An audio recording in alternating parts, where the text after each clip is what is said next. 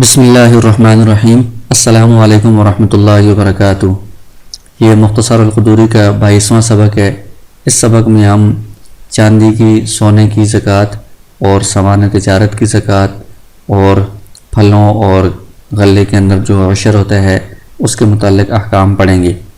تو پہلے آپ اس کی عبارت دیکھ لیں۔ باب زکوٰۃ الفضۃ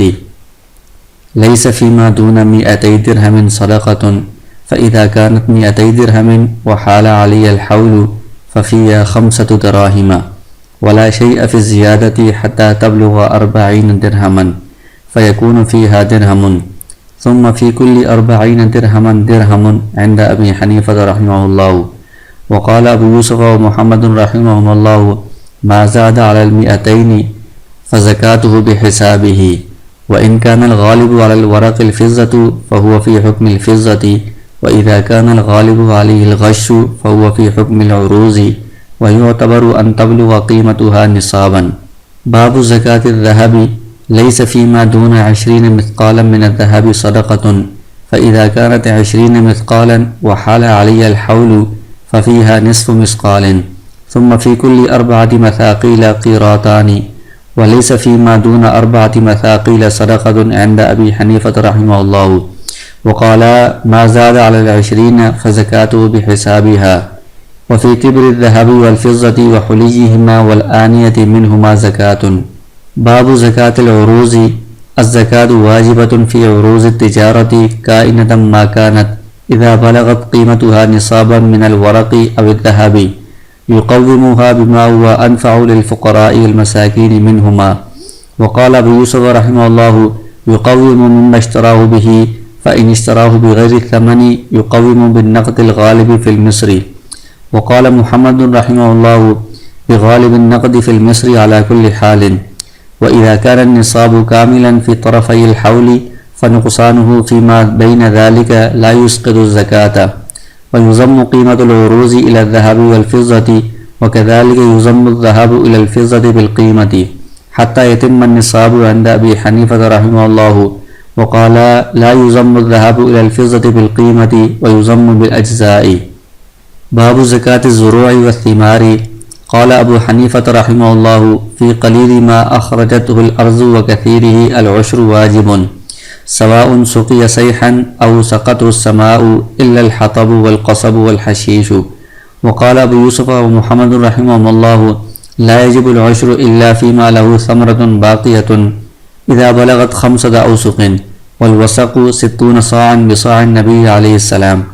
وليس في الخضروات عندهما عشر وما سقي بغرب أو دالية أو ثانية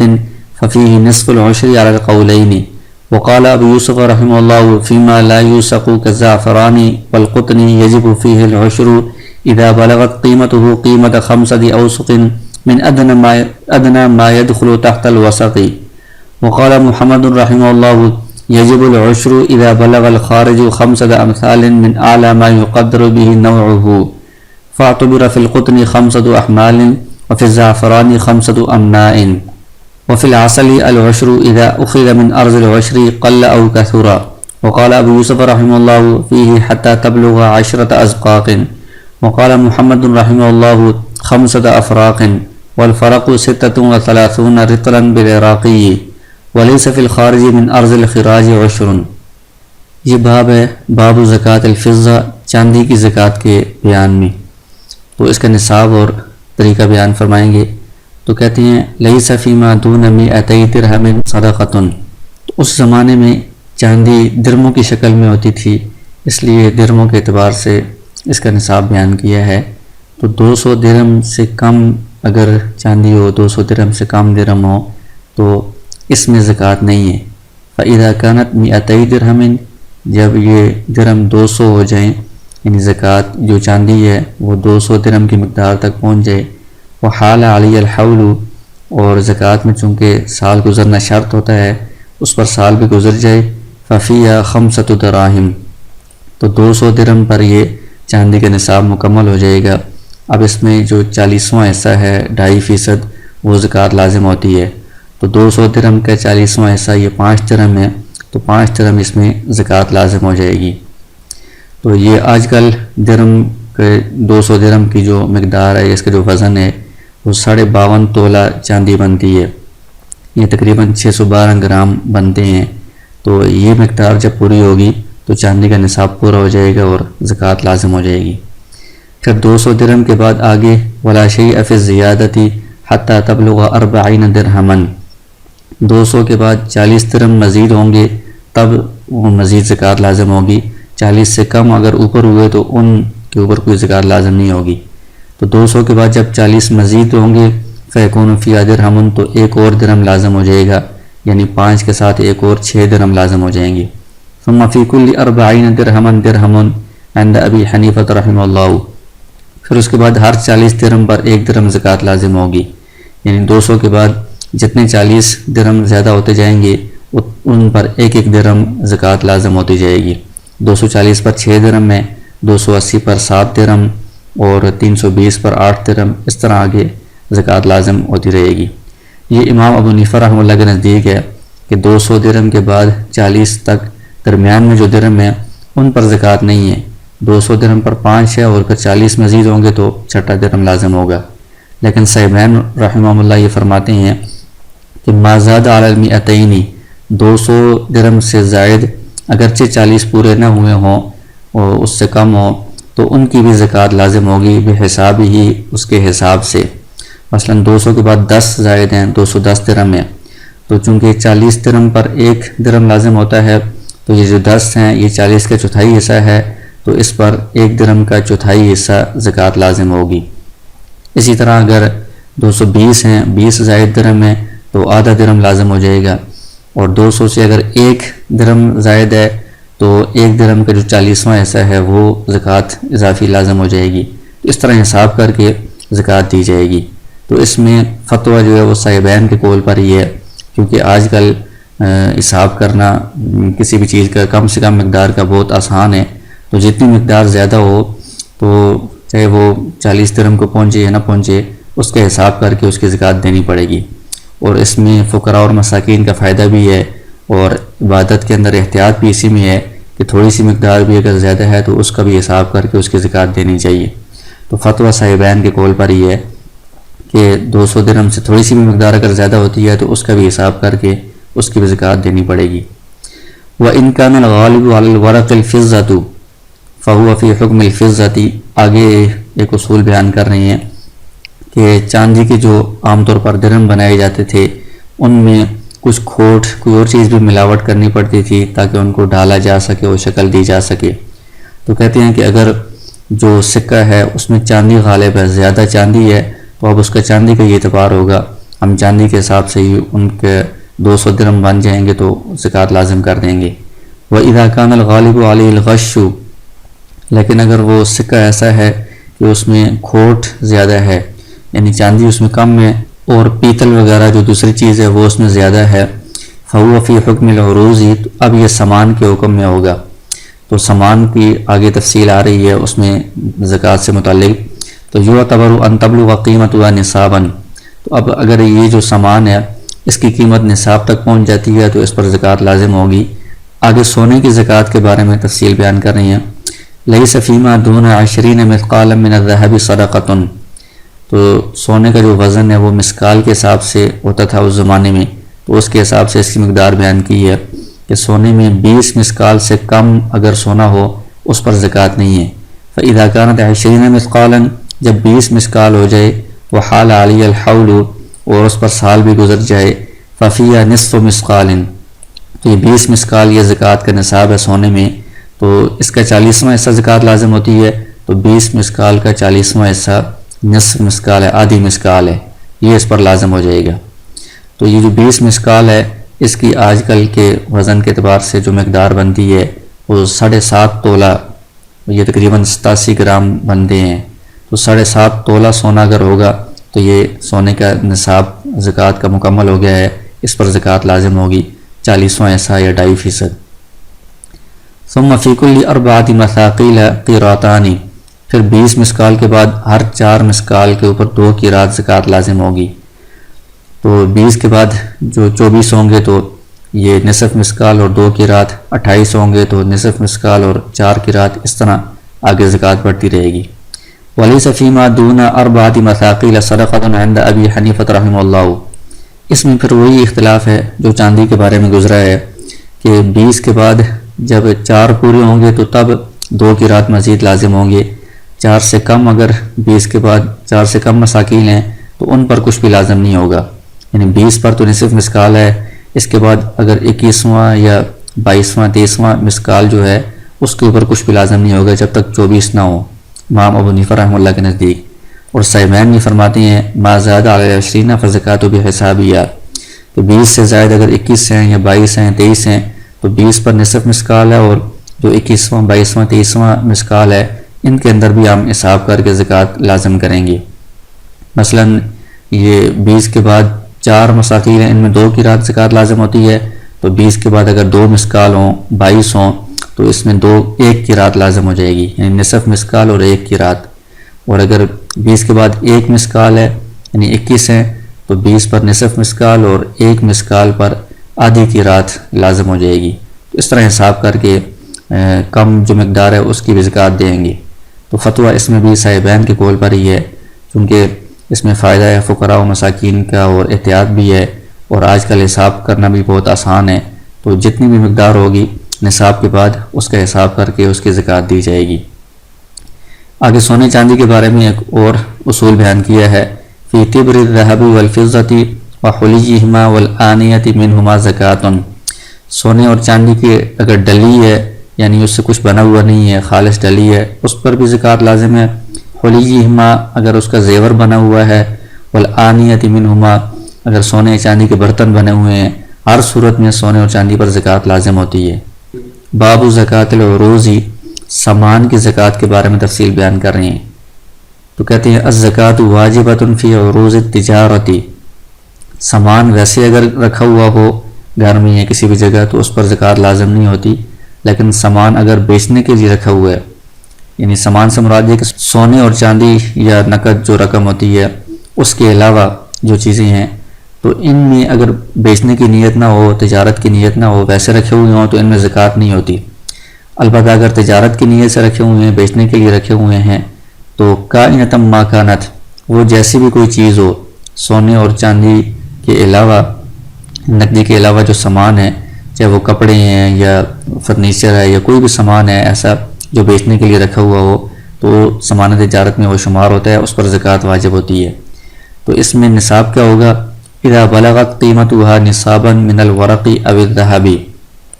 جب اس کی قیمت دیکھیں گے بازاری قیمت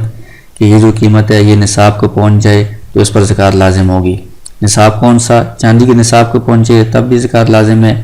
اگر سونے کے نصاب کو پہنچے تب بھی زکوٰۃ لازم ہے، ان میں سے کسی ایک کے نصاب کو بھی اگر پہنچتی ہے تو زکوٰۃ لازم ہو جائے گی۔ پھر اگر یقومها بما هو انفع للفقراء والمساکین منہما، ان میں سے ہم سونے اور چاندی میں سے کس کے نصاب کے اعتبار سے اس کی قیمت دیکھیں گے سامان کی؟ تو کہتے ہیں کہ سونے اور چاندی میں سے اس چیز کے ساتھ قیمت لگائی جائے جس میں فقراء اور مساکین کا زیادہ فائدہ ہو۔ تو چاندی آج کل چونکہ چاندی کا ریٹ کم ہے اور چاندی کے حساب سے اگر ہم قیمت لگائیں تو زکوٰۃ زیادہ بنتی ہے، تو اس لیے اس میں فقراء اور مساکین کا فائدہ ہے، تو ہم چاندی کے اعتبار سے یہ سامان تجارت کا نصاب مقرر کریں گے کہ سامان تجارت کی اگر جو قیمت ہے بازاری قیمت، وہ قیمت اگر 52.5 تولے چاندی کا جو نصاب ہے اس کی قیمت تک پہنچ جاتی ہے تو اس سامان پر زکوٰۃ لازم ہو جائے گی۔ مثلا 52.5 تولہ چاندی کی قیمت وہ 60,000 ہے، تو کسی کے پاس سامان ہے بیچنے کے لیے جو رکھا ہوا ہے، اس کی قیمت لگائی ہے بازاری قیمت تو وہ 70,000 بنتی ہے یا 60,000 بنتی ہے، تو اب یہ چاندی کے نصاب کو پہنچ گیا ہے، اس پر زکوٰۃ لازم ہے۔ اگرچہ سونے کا جو نصاب ہے وہ 7.5 تولہ سونا ہے اور اس کی قیمت جو ہوتی ہے وہ 7.5 لاکھ ہے، تو یہ سامان اس سونے کی قیمت تک تو نہیں پہنچ سکتا، لیکن چاندی کے نصاب کی قیمت تک پہنچ گیا ہے، تو اس لیے ہم اسی کا اعتبار کر کے اس کے اوپر زکوٰۃ لازم کر دیں گے، کیونکہ اس میں فقراء اور مساکین کا زیادہ فائدہ ہے۔ اور اسی طرح اگر دونوں کے نصاب تک وہ سامان کی قیمت پہنچ رہی ہے، سونے کے نصاب تک بھی چاندی کے نصاب تک بھی، لیکن چاندی کے نصاب کا اعتبار کریں تو زیادہ زکوٰۃ بنتی ہے، سونے کے حساب سے کم بنتی ہے، تو اس میں بھی ہم اس چیز کا اعتبار کریں گے جس میں زیادہ زکوٰۃ بنتی ہو، تاکہ فقراء اور مساکین کا اس میں زیادہ فائدہ ہو۔ مثلا کسی کے پاس سامان ہے اس کی اگر ہم چاندی کے اعتبار سے قیمت لگائیں تو وہ 240 درہم کے برابر بنتی ہے، اور سونے کے اعتبار سے اگر ہم لگائیں تو وہ 20 مسکال بنتی ہے۔ تو اب چاندی کے اعتبار سے 200 پر 5 درہم لازم ہوتے ہیں اور 240 پر 6 درہم لازم ہوتے ہیں۔ تو چاندی کے اعتبار سے اس کی قیمت 240 کے برابر ہے تو 6 درہم زکوٰۃ بنتی ہے، اور سونے کے اعتبار سے 20 مسکال ہے تو 20 مسکال میں سے آدھا مسکال لازم ہوگا جو کہ 5 درہم کے برابر ہے۔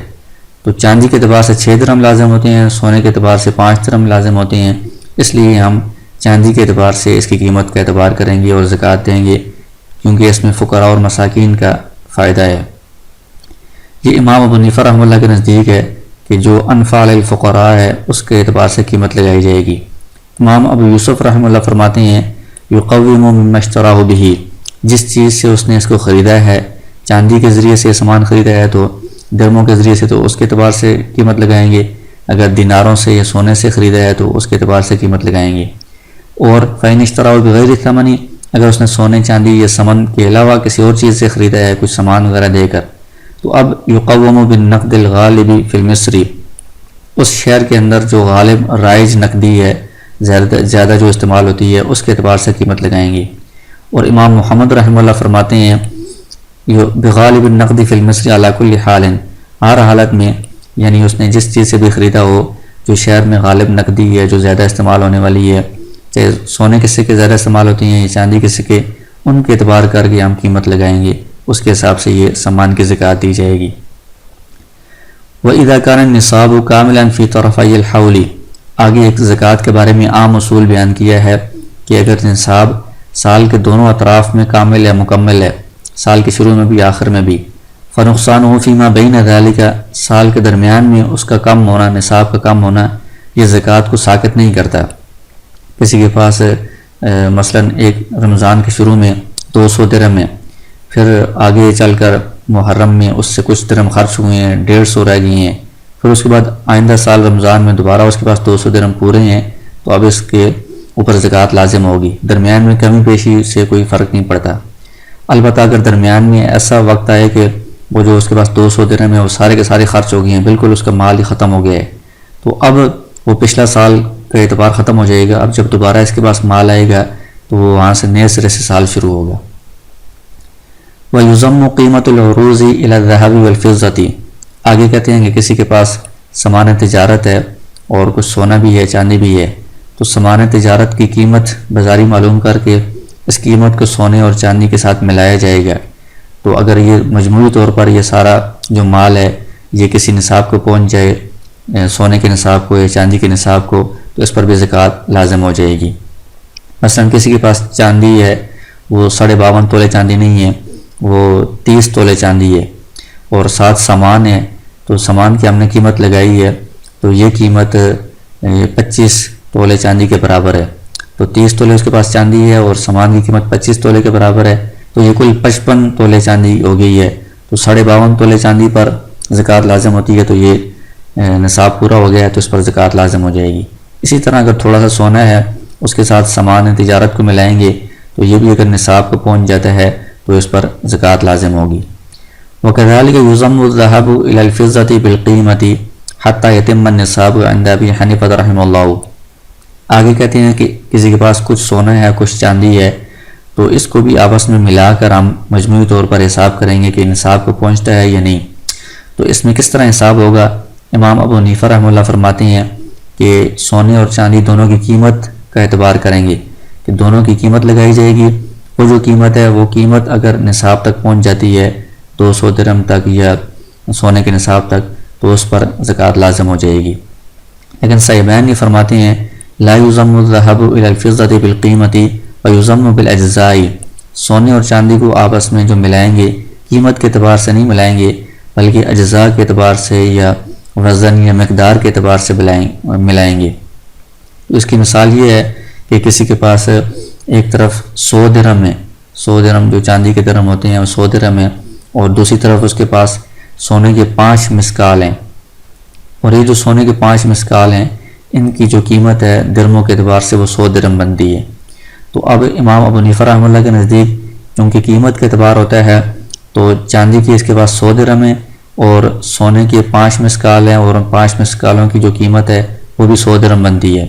تو 100 درہم چاندی اور 100 درہم 5 مسکالوں سونے کے یہ کل 200 درہم ہو گئی ہیں، تو قیمت کے اعتبار سے 200 درہم نصاب مکمل ہو گیا، زکوٰۃ لازم ہوگی۔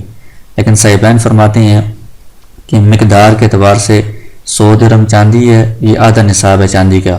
اور ادھر 5 مسکال سونا ہے، تو 20 مسکال میں سے 5 مسکال یہ چوتھائی نصاب ہے۔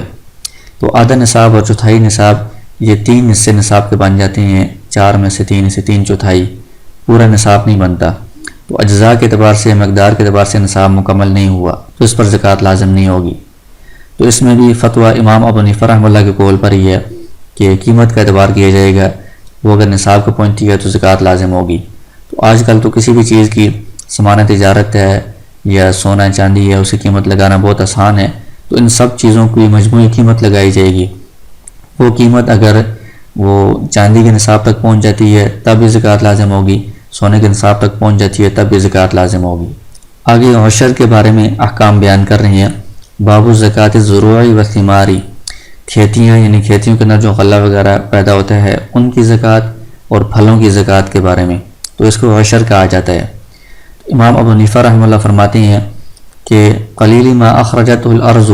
زمین جس چیز کو اگاتی ہے یا نکالتی ہے وہ کم ہو یا کثیر زیادہ ہو، اس میں عشر واجب ہے۔ اس میں کوئی مقدار ان کے نزدیک مقرر نہیں ہے، جتنا بھی ہو کم یا زیادہ اس میں عشر واجب ہوتا ہے۔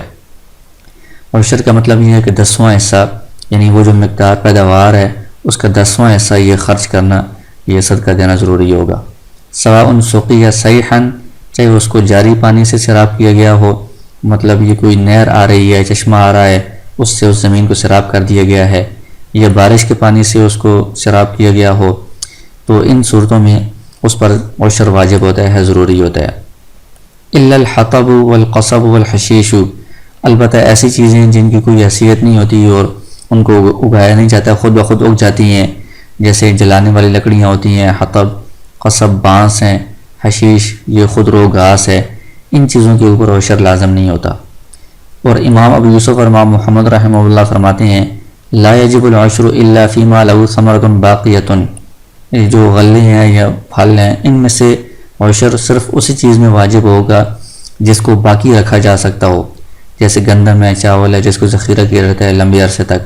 جو چیزیں جلدی خراب ہونے والی ہیں، پھل سبزیاں وغیرہ، ان میں عشر واجب نہیں ہوگا ان کے نزدیک۔ اور صاحبین کے نزدیک اس کی مقدار بھی مقرر ہے، نصاب اذا بلغت 5 اوسق، 5 وسق تک جب یہ مقدار پہنچ جائے غلے کی پیداوار کی تب عشر لازم ہوگا، اس سے کم میں نہیں۔ وسق کی جو مقدار ہے وہ 60 صاعًا، صاع نبی علیہ السلام، آپ صلی اللہ علیہ وسلم کے جو زمانے کے سا تھا وہ 60 صاع ہو تو ایک وسق بنتا ہے۔ تو ایک صاع کی جو مقدار ہے گندم کے اعتبار سے تقریباً 4.5 کلو اور جو کے اعتبار سے 3.5 کلو بنتی ہے، تو اس کے اعتبار سے جو وسق 5 وسق ہو جائیں تب پیداوار، تب اس پر عشر لازم ہوگا صاحبین کے نزدیک، ورنہ نہیں۔ تو اس میں فتویٰ امام ابو حنیفہ رحمہ اللہ کے قول پر ہی ہے کہ پیداوار کم ہو یا زیادہ ہو، ہر صورت میں اس پر عشر لازم ہے۔ آگے فرماتے ہیں وَلَيْسَ فِي الْخَضْرَوَاتِ عِنْدَهُمَا عُشْرٌ، صاحبین کے نزدیک چونکہ جو چیز باقی رہنے والی ہے لمبے عرصے تک اس میں عشر واجب ہے، تو سبزیاں جو جلد خراب ہونے والی ہیں ان میں صاحبین کے نزدیک عشر واجب نہیں ہے۔ اور یہ جو عشر ہے 10واں حصہ یہ اس پیداوار میں ہوتا ہے جس میں آسمانی بارش کے پانی سے وہ سیراب ہوئی ہو، یا ویسے نہری پانی، جاری جو پانی ہوتا ہے اس میں سیراب ہوئی ہو، اس میں پانی لگانے میں کوئی خرچ یا مشقت نہ آئی ہو۔ لیکن اگر ایسی زمین ہے ما سقی بغرب، جس کو ڈول کے ذریعے سے پانی نکال کر اس زمین کے اوپر ڈالا گیا ہے، سیراب کیا گیا ہے، اس میں مشقت ہوئی ہے، اور دالیت، یا راہٹ کے ذریعے سے جو اس زمانے میں وہ بیل یا کوئی جانور کو گھما کر پانی اس کے ذریعے سے نکالا جاتا تھا کنویں سے، اور ثانیت، یا اونٹنی پانی نکالنے والی یا اس کے ذریعے سے لا کر اس کو سیراب کیا گیا ہے۔ مطلب یہ کہ جس پانی دینے میں کوئی خرچ آیا ہے، جیسے ٹیوب ویل کے ذریعے سے آج کل پانی دیا جاتا ہے، یا اس میں مشقت آئی ہے، ففیہ نصف العشری، اس میں نصف عشر لازم ہوگا، یعنی 10ویں حصے کا آدھا حصہ، اور یہ 20واں حصہ ہوتا ہے، یعنی پیداوار کے 20 حصے کر کے ان میں سے ایک حصہ صدقہ دینا، عشر دینا لازم ہوگا۔ علی القولین، دونوں قولوں پر، یعنی امام ابو حنیفہ رحمہ اللہ کا قول بھی یہی ہے، صاحبین کا قول بھی یہی ہے کہ جو اس طرح مشقت سے جس کو سیراب کیا گیا ہو اس میں نصف عشر لازم ہوتا ہے، 20واں حصہ لازم ہوتا ہے۔ اور وقال ابو یوسف رحمہ اللہ فیما لا یوسق کالزعفران والقطن یجب فیہ العشر اذا بلغت قیمته قیمت 5 اوسق من ادنی ما يدخل تحت الوسق، کہ جن چیزوں میں وسق کے ذریعے سے وزن ہوتا ہے اس میں تو وہ کہتے ہیں کہ 5 وسق پر عشر لازم ہوگا، اس سے کم میں نہیں، لیکن جن چیزوں میں وسق کے ذریعے سے ان کو نہیں ناپا جاتا، تولا جاتا، جیسے زعفران ہے، اس کی مقدار بہت کم ہوتی ہے، وسق کے اعتبار تک یہ پہنچتا ہی نہیں ہے، اور اس طرح روئی ہے، اس کو بھی وسق کے اعتبار سے نہیں تولا جاتا، تو اس میں کیا کریں گے؟ تو وہ کہتے ہیں کہ اس کی قیمت دیکھیں گے کہ زعفران کی قیمت کتنی ہے اور روئی کی قیمت کتنی ہے۔ وہ چیزیں جو وسق کے تحت داخل ہوتی ہیں، جن کا وسق کے ذریعے سے وزن کیا جاتا ہے، ان میں سے جو ادنا کم سے کم سستی سے سستی جو چیز ہے، وہ چیز 5 وسق جب ہو تو اس کی کتنی قیمت بنتی ہے؟ مثال کے طور پر وسق کے اندر جن چیزوں کا وسق کے اعتبار سے وزن ہوتا ہے ان میں جو سب سے کم ہے، اگر مثال کے طور پر تو جو کی جو قیمت بنے گی 5 وسق جو کی، تو یہ زعفران کی قیمت اگر 5 وسق جو کے برابر ہو جائے تو زعفران کے اوپر بھی عشر لازم ہو جائے گا۔ اسی طرح روئی کی قیمت اگر 5 وسق جو کے برابر ہو جائے اس کے اوپر بھی عشر لازم ہو جائے گا۔ اور امام محمد رحمہ اللہ فرماتے ہیں یجب العشر اذا بلغ الخارج 5 امثال من اعلی ما يقدر به نوعه، کہ اس میں جن چیزوں میں وسق کے ذریعے سے وزن نہیں ہوتا، زعفران، روئی وغیرہ، اس میں جو پیداوار ہے وہ اس نوع کا جس کے ذریعے سے وزن کیا جاتا ہے ان میں جو سب سے اعلیٰ وزن ہے، بڑا وزن ہے، اس میں 5 مثل وزن ہو جائے تو اس کے اوپر عشر لازم ہوگا۔ فاعتبر فی القطن 5 احمال وفی الزعفران 5 امناء، تو اب جو روئی ہے اس کا جو وزن کیا جاتا ہے وہ حمل یعنی گانٹھ کے اعتبار سے کیا جاتا ہے زیادہ سے زیادہ، تو یہ 5 حمل جب اس کے ہو جائیں یعنی 5 بنڈل جب اس کے بن جائیں تو اس کے اوپر زکوٰۃ لازم ہو جائے گا، عشر لازم ہو جائے گا۔ اور زعفران یہ من یعنی سیر کے حساب سے اس کا وزن ہوتا تھا زیادہ سے زیادہ، تو 5 من یعنی 5 سیر ہو جائے تو اس کے اوپر عشر لازم ہو جائے گا۔ تو اعلی ما یقدر به نوعه، اس نوع کا کی جو مقدار ناپی جاتی ہے تو ان میں جو سب سے بڑا پیمانہ ہے اس نوع کا، اس پیمانے کی جب 5 مثل ہو جائیں تو زعفران میں 5 من ہو جائیں اور روئی میں 5 حمل ہو جائیں تو اس کے اوپر عشر لازم ہو جائے گا۔ وفی العسل العشر اذا اخذ من ارض العشر قل او کثورا، اور شہد کے اندر بھی عشر لازم ہوتا ہے جب اس کو عشری زمین سے لیا گیا ہو، چاہے وہ کم ہو یا زیادہ ہو۔ وقال ابو یوسف رحمہ اللہ فی حتی تبلغ 10 ازقاق، کہ کم میں تو شہد اگر کم ہو اس میں عشر لازم نہیں ہے، لیکن جب یہ 10 مشکیزیں ہو جائے تب اس میں عشر لازم ہوگا۔ وقال محمد رحمہ اللہ 5 افراق، امام محمد رحمہ اللہ فرماتے ہیں کہ 5 فرق جب یہ ہو جائے شہد تو اس میں عشر لازم ہوگا۔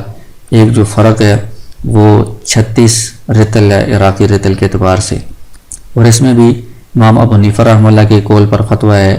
کہ کم ہو یا زیادہ ہو شہد ہر صورت میں اس میں عشر لازم ہوگا۔